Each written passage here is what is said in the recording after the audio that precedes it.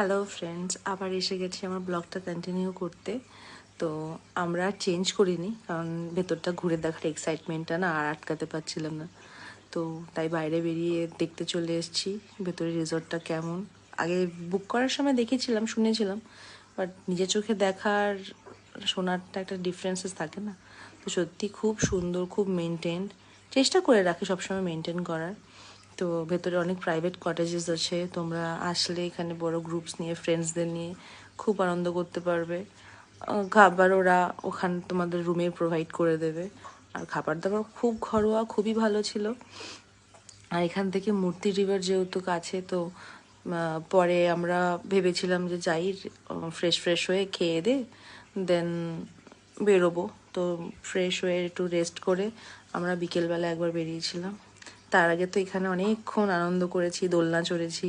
এই যে গাছে উঠেছেন একজন নেটওয়ার্ক খুঁজতে অ্যাকচুয়ালি।